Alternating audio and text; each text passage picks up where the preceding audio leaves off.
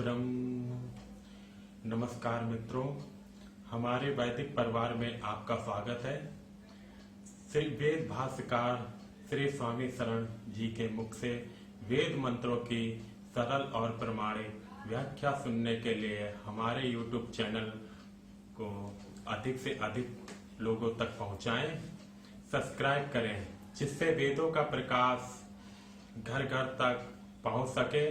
आप कमेंट कर प्रश्न भी कर सकते हैं, हम सब प्रमाण उत्तर अवश्य देंगे। घर घर वेद मंदिर स्थापना अभियान में जुड़कर हमें सहयोग प्रदान करें। हमारा वेद भाष्य, वेदायन और अन्य वैदिक साहित्य घर बैठे प्राप्त करने के लिए आदेश करें। हमारी वेबसाइट वेदायन पर सभी पुस्तकें निःशुल्क PDF में उपलब्ध हैं। सनः पिता इव सूनवे अग्ने सुपायनो भव स च स्वानः स्वस्ताये। ऋग्वेद के प्रथम सूक्त अग्नि सूक्त का यह अंतिम मंत्र है, 9वां मंत्र है। शेष 8 मंत्र हम लोग कर चुके हैं। आज इस अग्नि सूक्त का समापन मंत्र, इस 9वें मंत्र पर हम लोग चर्चा करेंगे। सा माने वह अग्नि सूक्त है, तो सा का संकेत हुआ वह अग्नि स्वरूप परमात्मा। ये अग्नि सूक्त है, सभी मंत्रों का देवता अग्नि है। देवता अर्थात जो उसकी दिव्यता है, जो बड़ा विषय है, जिस विषय में बात की जा रही है, तो वो अग्नि है। तो सह अर्थात वह अग्नि स्वरूप परमात्मा, नह माने हमारे लिए। तो वह अग्नि स्वरूप परमात्मा जिसकी हम स्तुति कर रहे हैं, वह हमारे लिए है। वो कैसा हो, हम प्रार्थना करते हैं, कामना करते हैं, वो कैसा होना चाहिए हमारे लिए। हम क्या चाहते हैं? पिता युव सूनवे। पिता यु माने समान, जैसे पिता होता है, पिता के समान वो परमात्मा हमारे लिए पिता के समान है। सूनवे माने संतान के लिए। सुप्रसवे धातु से ही है, जिसने उत्पन्न किया है, जिससे हम उत्पन्न हैं। तो जिसको उत्पन्न करते हैं वो संतान होता है। सूनु माने पुत्र, ये कहते हैं। सूनु नाम हम जानते हैं, होते हैं इस समय भी। तो सूनु माने पुत्र, सूनवे माने पुत्र के लिए, संतान के लिए। तो हम क्या चाहते हैं कि वह अग्निस्वरूप परमात्मा हमारे लिए वैसे ही हो जैसे संतान के लिए पिता। वो हमारा पिता है, उसी ने हमको उत्पन्न किया है।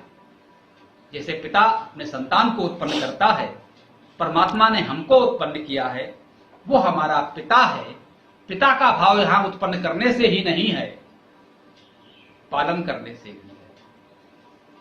पिता पालन करने वाला है।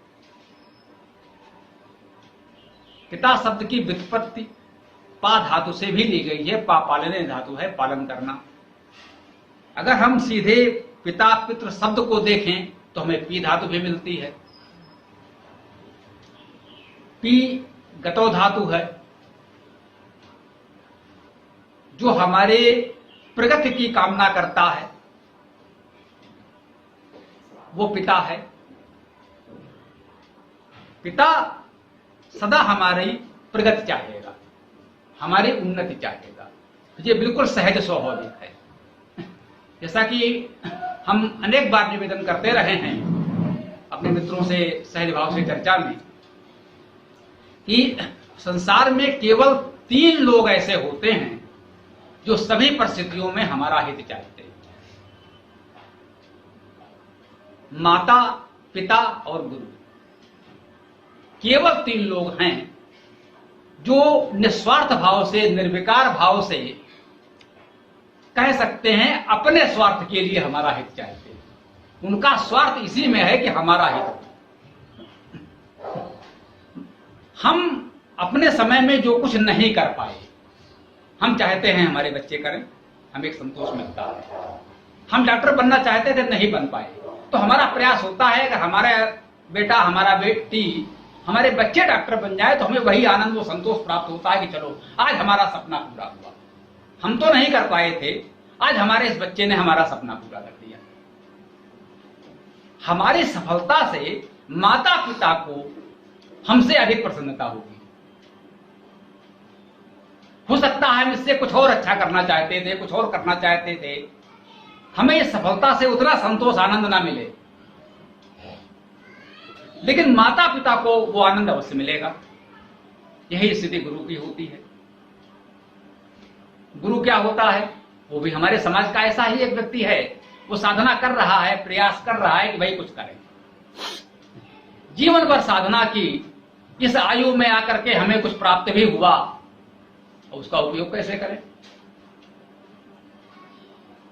अब वो सामर्थ्य ही हम में नहीं बची।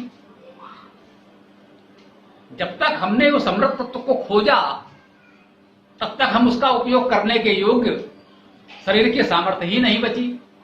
इसको मैं कहता हूं कि जिसने टेलीफोन का आविष्कार किया, वो कितने लोगों से बात कर पाया?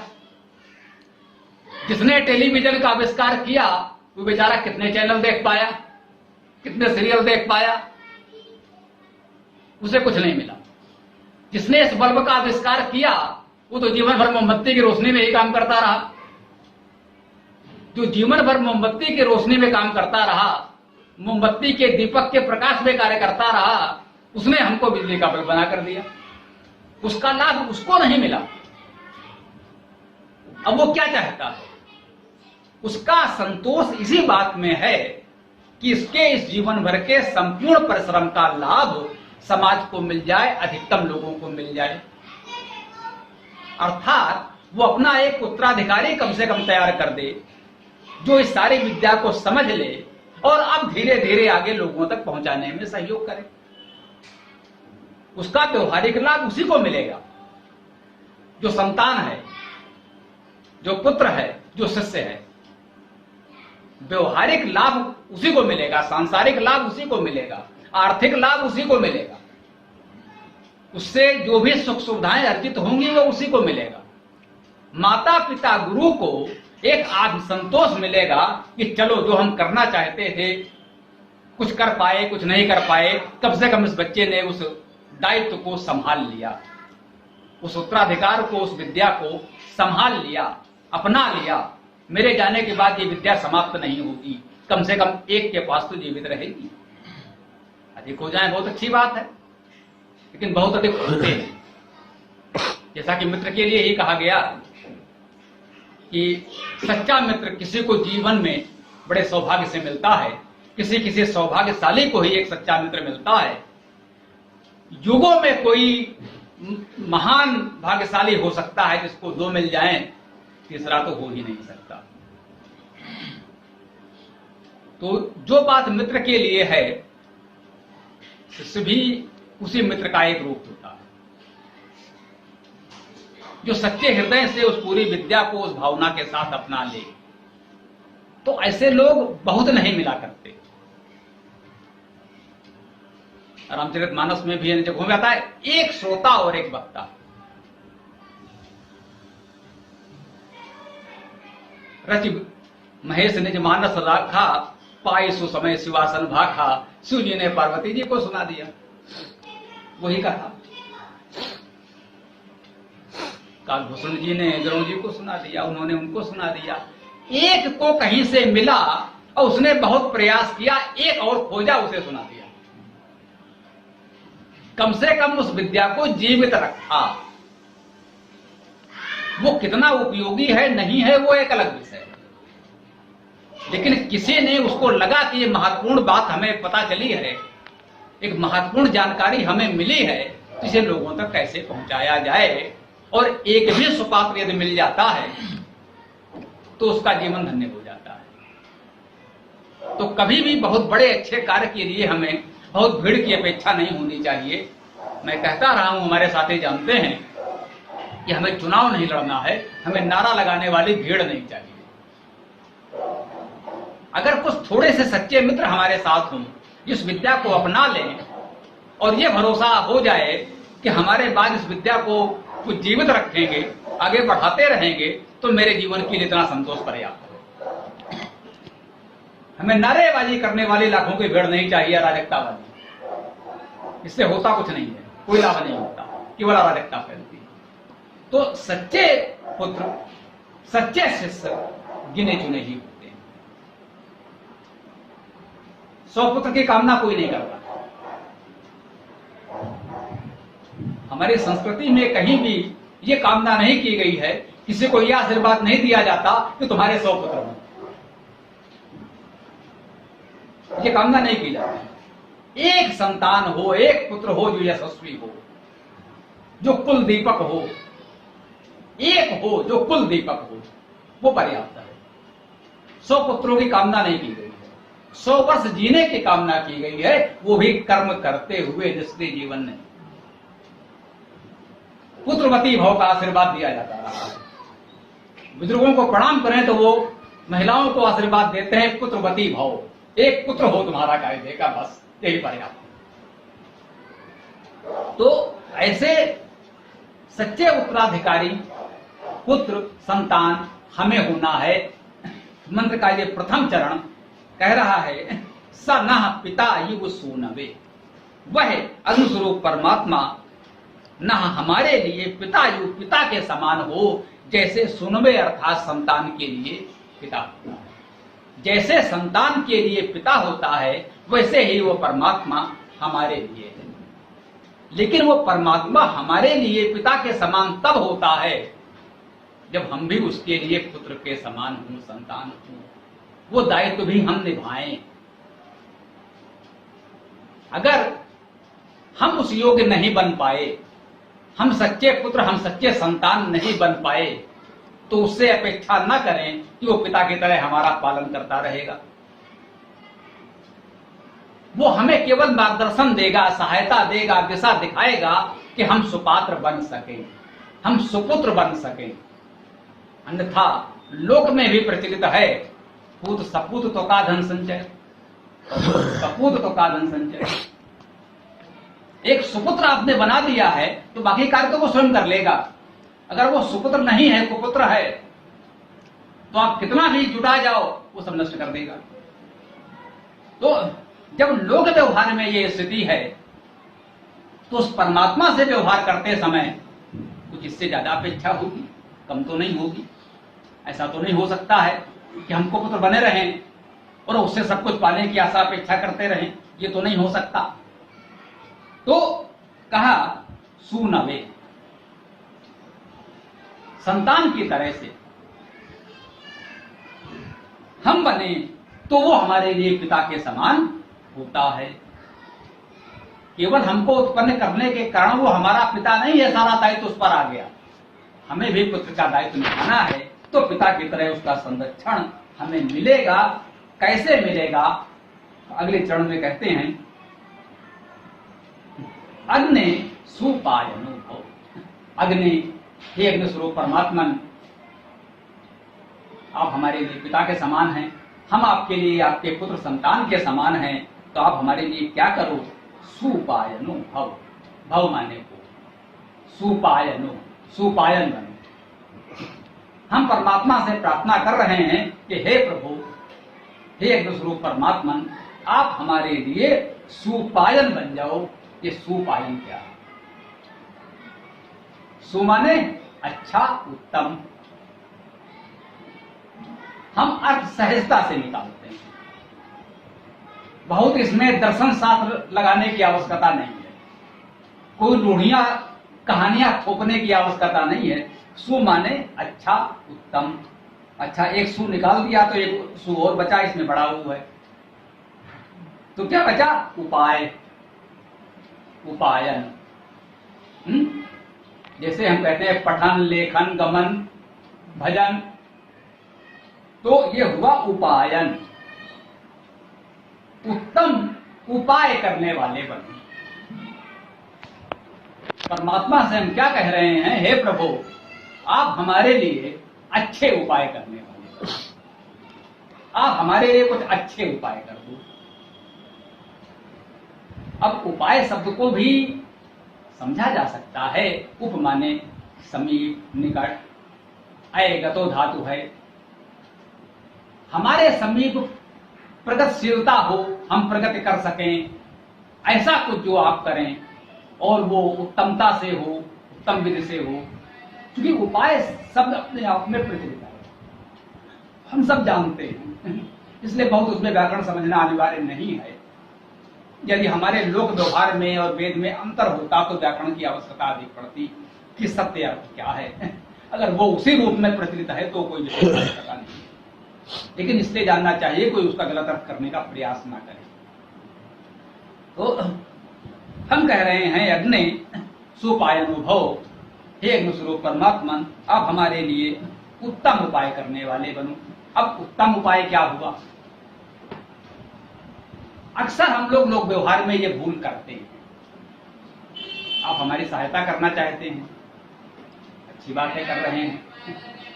इसको मैं अक्सर उदाहरण से कहता हूं, किसी का विवाह हो, मुंडन हो, कोई ऐसा अवसर हो, हम उसको उपहार देते हैं, जन्मदिन है। होता क्या है, अक्सर लड़की के विवाह में, किसी कन्या का विवाह हो तो उसके यहां बहुत सी सामग्री इतनी एकत्र हो जाती है कि उसकी छोटी मोटी दुकान खोल।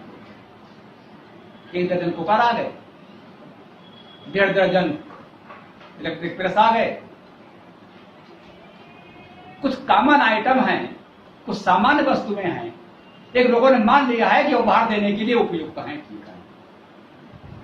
तो जिसको देखो भाई एक डिब्बा वही लिए चला आया, वहां ढेर लग गया। अब क्या होगा भाई? एक दुकान खोलेंगे, इसको बेचेंगे। करना क्या चाहिए?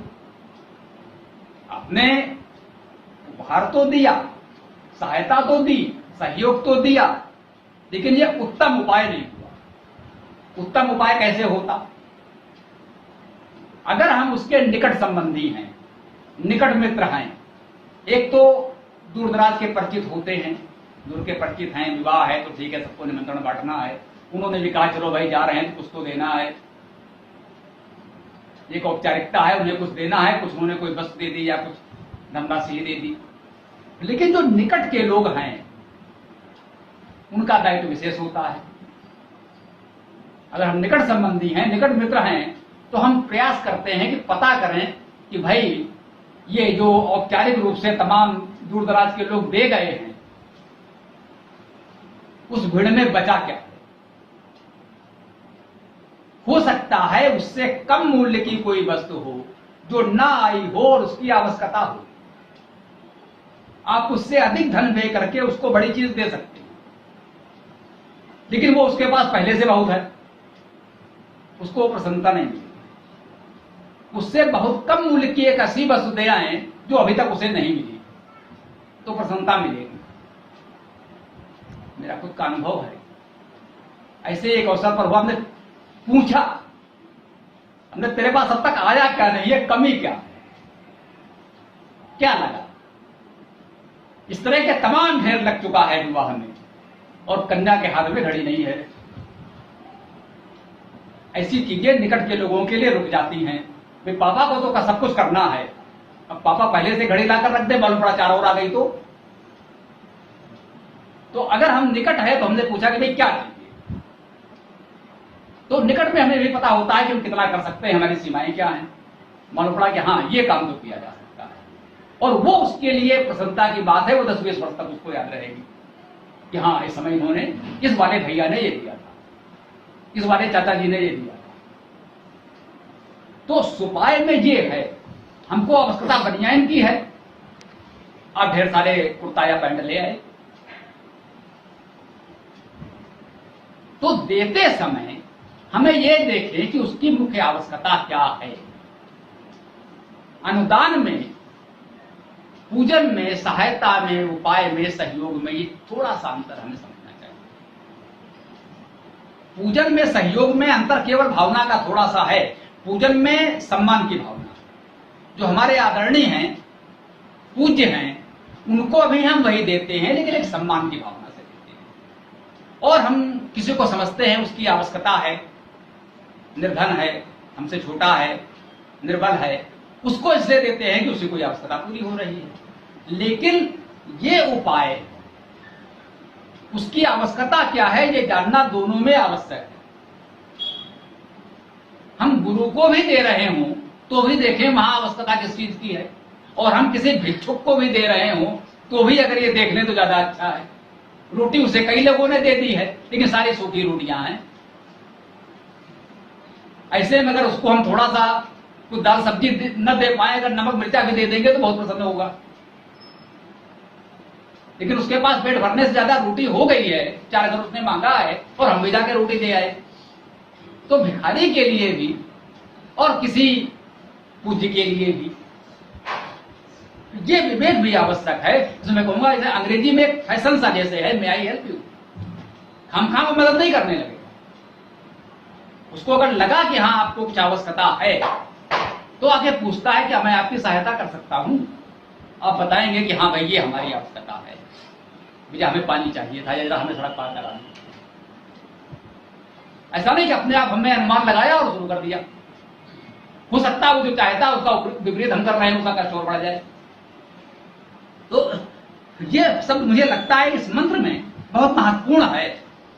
परमात्मा से हम मांग रहे हैं और हमने कहा उत्तम उपाय करने वाले। विचारशीलता के साथ सोच विचार कर उत्तमता से कैसे क्या किया जा सकता है यह अनिवार्य है। ना तो संसार में सब कुछ है, उसके पास तो सब कुछ है। किसको क्या देना है, किसको कैसे क्या करना है, ये हमें देखना होता है। तो जैसा कि मैंने निवेदन किया है अनवरत कि वेद मंत्रों की भावना ये है कि हम परमात्मा की स्तुति करते हैं, हमारी श्रद्धा भावना नमनशीलता बनी रहती है, लेकिन उसका संदेश ये होता है कि हमको ऐसा बनना है समाज के अन्य लोगों के प्रति। हम ईश्वर से जो मांगते हैं हमें वैसा बनना है, वो पात्रता विकसित करनी है, समाज के लिए हमें वैसा बनना है। तब हम उसके उपासक हो सकते हैं, तब हम उसके पुत्र संतान हो सकते हैं। आइए, इतना सब कुछ हम किस लिए कर रहे हैं? अंतिम चरण में वो आता है, हमने अनेक मंत्रों में देखा है। तो वो कह रहे हैं सच स्वा न स्वस्थ। न पहले चरण में भी आया था, न पितायु सूनवे, कह रहे हैं सचस्वा न स्वस्थ। सचस्व सच अभिसिंचने, सिंचन करो। न माने हमको, हमारा।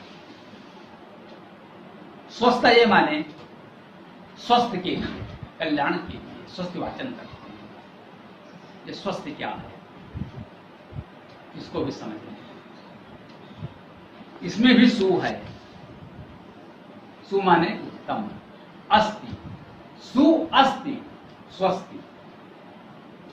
अस्ति माने है, जो उत्तम है वो स्वस्ति है। हमारे लिए जो उत्तम हो जाए वही हमारी स्वस्ति है।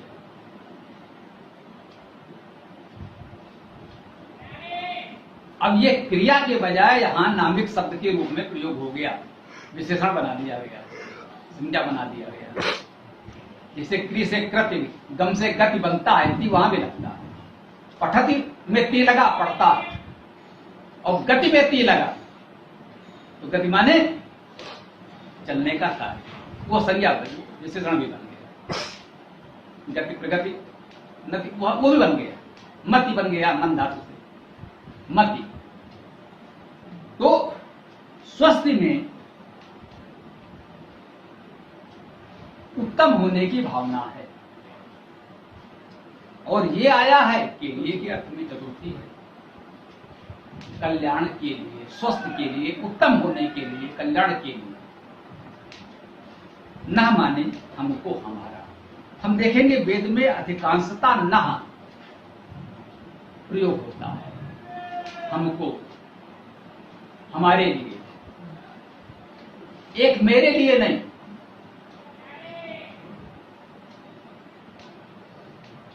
ये नहीं कि बस मेरे लिए कर दो। हम जो परमात्मा से मांगते हैं वो हमारे लिए मांगते हैं, हम सब के लिए मांगते हैं। क्यों भाई? अगर अकेले हमारा कुछ भला हो भी गया तो क्या हम सुखी रह पाएंगे? संभव नहीं। हमने अपना घर तो बहुत बढ़िया साफ कर लिया और आसपास खूब गंदगी हो तो हम सुखी नहीं रह सकते। उस गंदगी की दुर्गंध हम तक आएगी ही। इसलिए अगर हमें सुखी रहना है तो हमारे आसपास के हमारे लोग भी सुखी होने चाहिए। हम अकेले तो सुखी हो गए, हमारा अपना कल्याण हो गया, लेकिन हमारे परिवार में लोग दुखी हैं। कोई बीमार है, किसी को आर्थिक समस्या है, किसी को कोई और समस्या है, किसी के मनोवैज्ञानिक समस्या है, कोई तन से कोई मन से दुखी है, कोई धन से दुखी है, और हम अकेले बहुत सुखी हैं। हम परिवार में कैसे सुखी रह पाएंगे भाई? उनका वो दुख कहीं ना कहीं हमको दुखी करता है।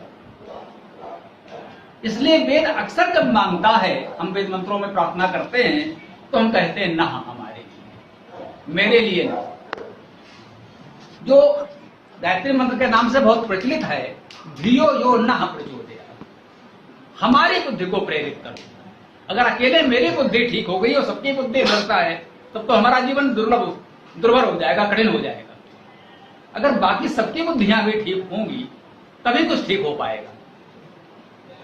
अकेले हमारे ठीक होने से कुछ ठीक नहीं होगा। तो ये भी महत्वपूर्ण है।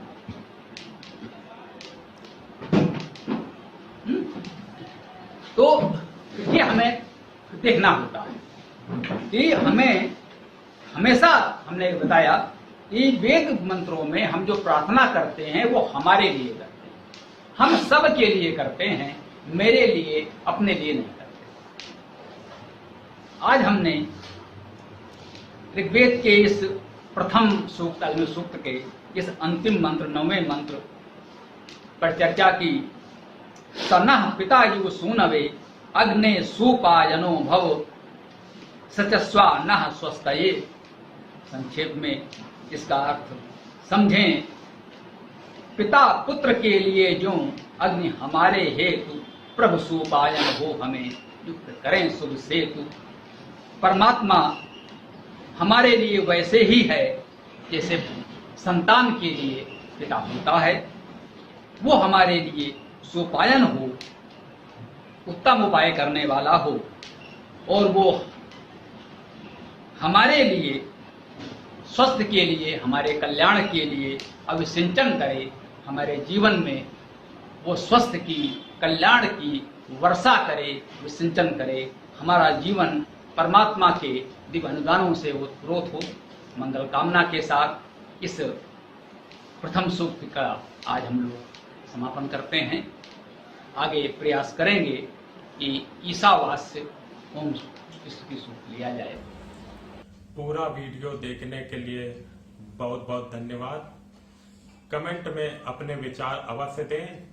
आपको कोई भी प्रश्न पूछना हो तो कमेंट बॉक्स पर कमेंट कर सकते हैं। डिस्क्रिप्शन में वेबसाइट का लिंक दे दिया गया है, उसमें अधिक जानकारी प्राप्त कर सकते हैं। धन्यवाद। ओम खम ब्रह्म।